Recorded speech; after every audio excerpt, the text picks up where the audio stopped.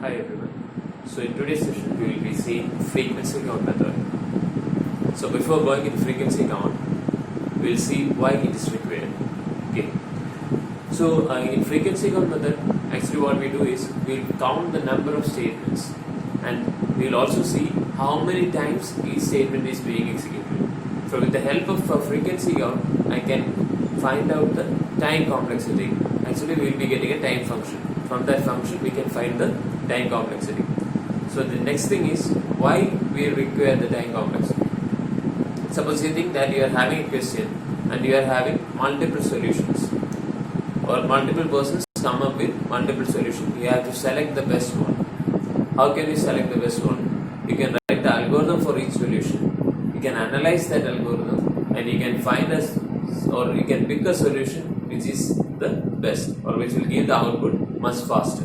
Okay. So for that you require a frequency count method. So you can see an example. Here there is a question to find the sum of diagonal elements of a n by n matrix. You are having an n by n matrix and you have to find the sum of diagonal elements. So this is one approach, and not getting into the programming part. So you are having you are initializing sum as 0. You are having two loops, and whenever I will be iterating through the rows, and j will be iterating through the columns.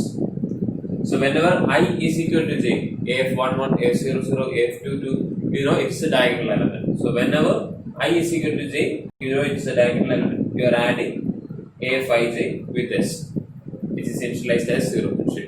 Okay. So you will get the sum of diagonal elements in s. So for the same program, the second person is coming up with another solution. It's also setting s as 0. There's only one loop. I is equal to 0, I less than and I plus plus, and every time he is adding s is equal to af which means first time it will be af00, then it will be af11, then it will be af22. So here also you are going to get the same result.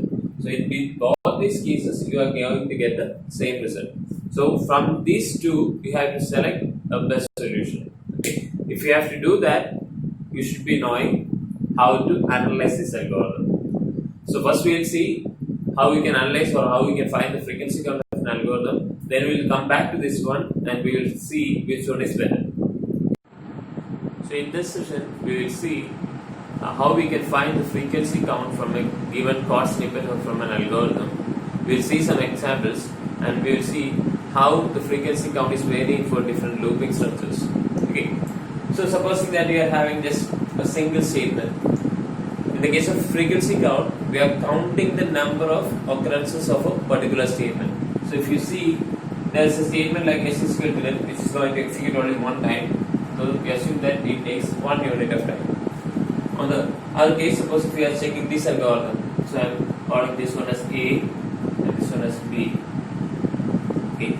Here it will be like this statement is going to execute one time, this one is going to execute one time, this one is going to execute one time. So total time will be 3. Here the total time will be 1. Now we will introduce a for loop into both these cases. So I am saying for j is equal to 0, j less than n, j plus plus. Here also I am saying for I is equal to 0, I less than n, I plus plus. So when we come over here, we can see that the initialization part, j is equal to 0, this is going to execute only one time, we know that, so there is one statement. And when it comes to the condition part, this part is actually going to execute n plus 1 times. The reason is that n times the condition will be true and 1 time the condition will be false.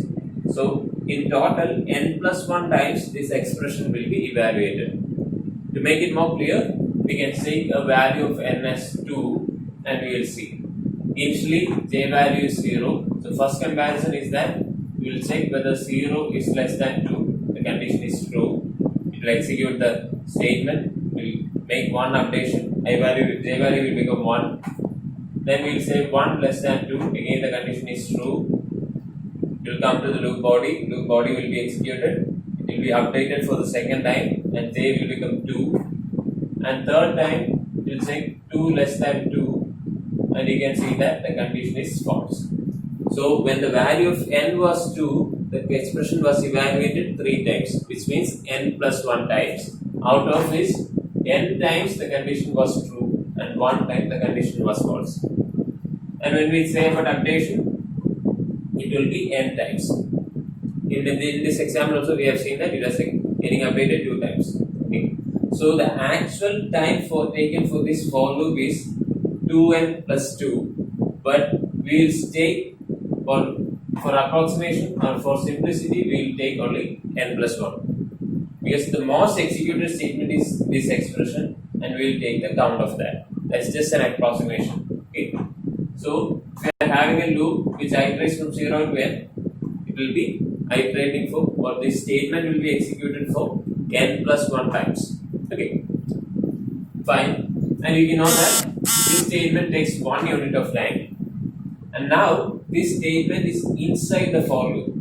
So you know the working of for loop. Whenever the condition is true, it will enter the loop body and loop body will be executed. So in this case, you know that out of the n plus 1 iterations, n times condition was true. So this statement is going to get executed n number of times. So it will be 1 into n, that is n. So here the total time will be n plus 1 plus n, that is 2n plus 1. Okay.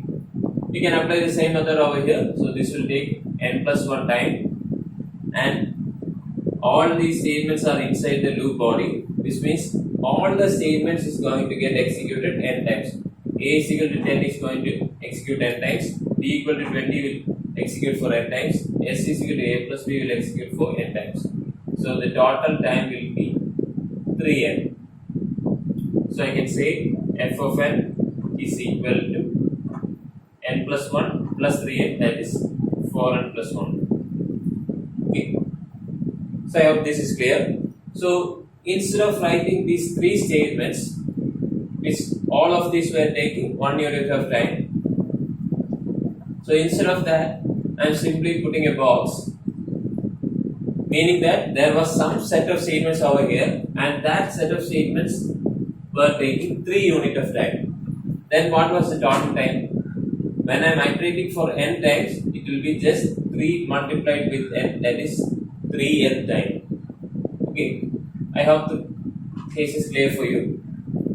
Now here we know that this loop, it will take a time unit of 2n plus 1. Now what I am going to do is, instead of this place, instead of this loop body, I am copying this part. For j is equal to 0, j less than n, j plus plus, and inside that s is equal to 10.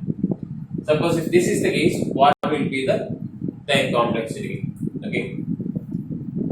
The simple way of analyzing is that we can find the time complexity of this part, which we have already done, and we know that the time complexity for this statement is 2n plus 1.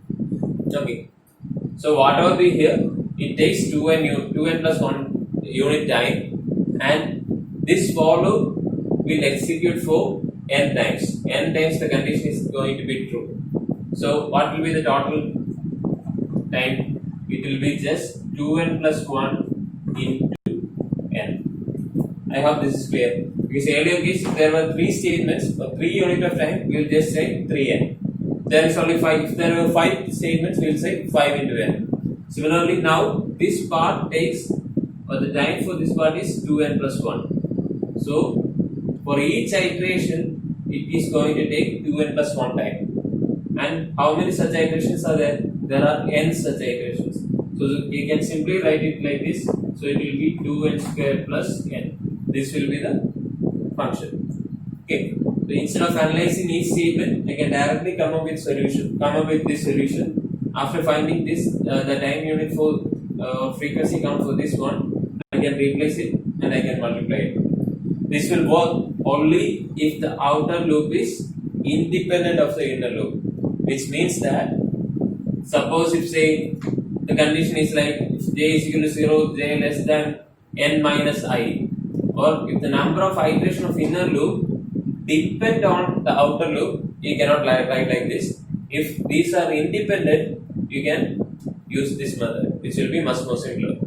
Okay.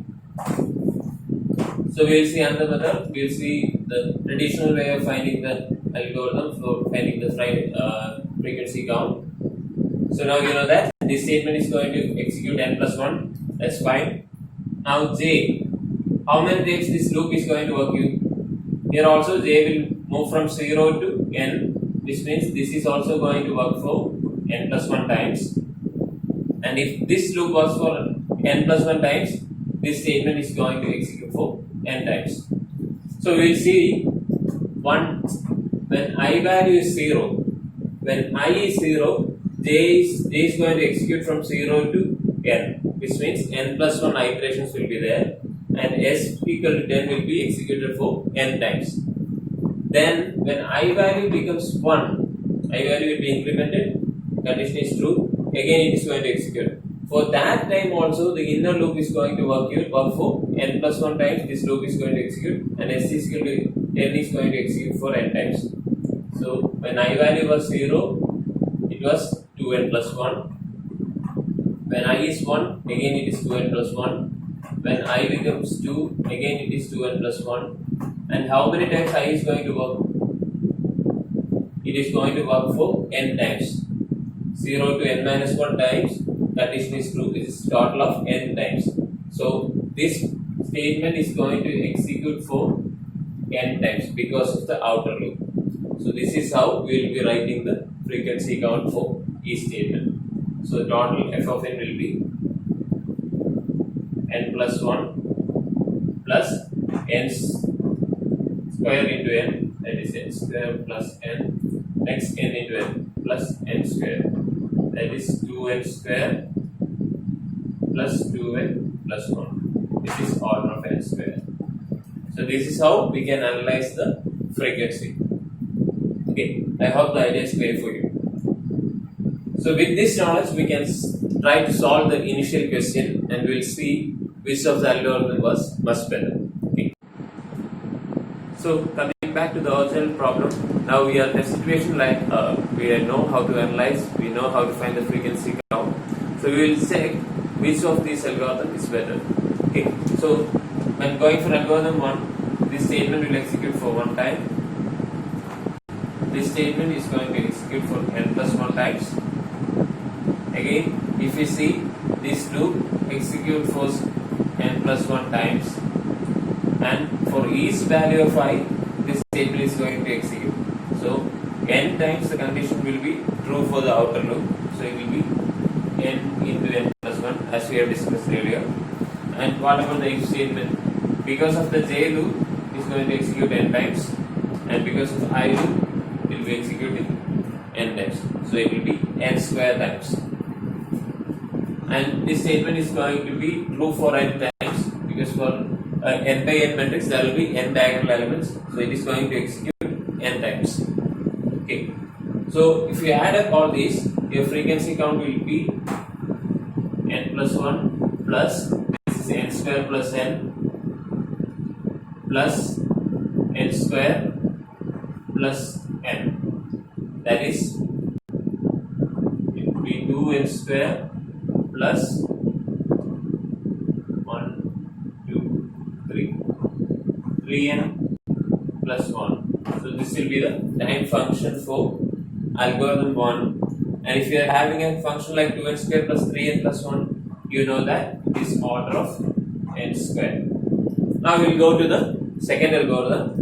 Here this statement is going to execute for 1 time. We are having a loop which is for n plus 1 times, and this statement after the n plus 1 times, n times condition will be true and 1 time condition will be false.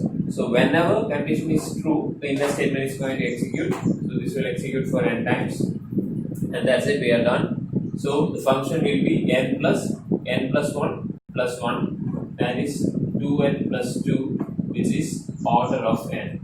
So you can see algorithm B perform better than algorithm A in this case.